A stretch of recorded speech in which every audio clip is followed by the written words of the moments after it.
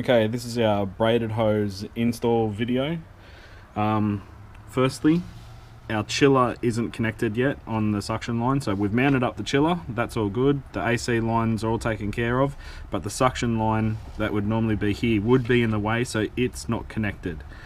First thing is first is unbolt the intercooler pump. So there's a bolt here and there's a bolt there under that bracket. There's also an electrical connector under the underside of the pump. Remove the pump from the car, then these vinyl sleeves, heat the sleeve up on the ground with a heat gun and then work them over the connection of the pump. You may need to use a flathead screwdriver to also get it on. Get that onto both inlet and outlet of the pump. Then this particular hose, connect it to the pump and then feed the hose. You can see we feed the hose down in through there.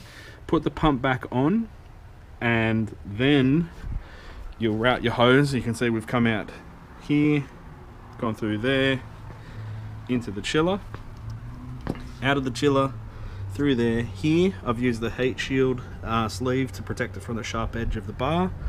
I've then used another sleeve just there where it's resting against the radiator, up into the brick, out of the brick, into the reservoir there.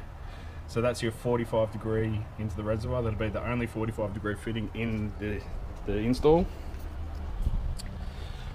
Under here, this fitting here, you may need someone to lift up the tank a touch to get it started.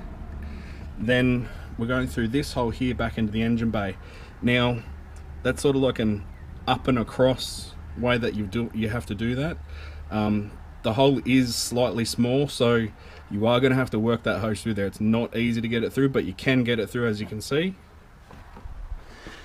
Then the last part here, we've obviously still got the hose here and it'll go down onto the pump like that. Now I haven't got it on the pump there at the moment because what we're going to do is you could potentially get an airlock between the pump and the reservoir. So you want to put some straight water into there. When it leaks out of the hose, jam it onto the pump. That way you won't have an airlock in between.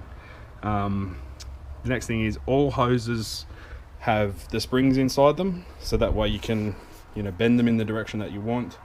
The hoses won't kink or collapse. The red cover, I don't want to put that back on because it's a heat soak thing anyway, so I've mounted these hoses how I've wanted to do them. If you want to put the red cover back on, you'll have to organize your hoses how you want. The next thing, if you are welding the barbs on yourself, that's the distance there. It's about 10 mil from the face of the plate. So you see from here to there, it's about 10 mil.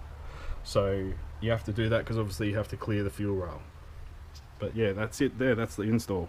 So pretty neat and tidy, nice and easy. So like we said, make sure that the hose isn't on. The suction hose is disconnected for the chiller.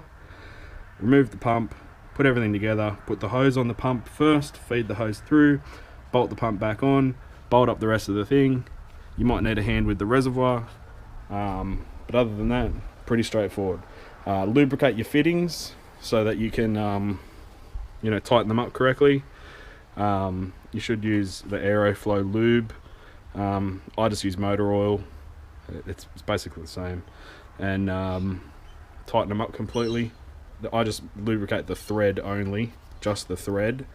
That way when it gets tighter and tighter and tighter, there is some lubrication and you can obviously tighten the fitting right up and you won't get any leaks. But that's basically it. So insulation here, because it is touching the radiator support and the AC condenser. Insulating there on the sharp edge because we don't want to cut the hose. And that's pretty much it. Out of all the hose, 4.5 meters of hose, we're left with that piece there, probably about a meter and a half or something.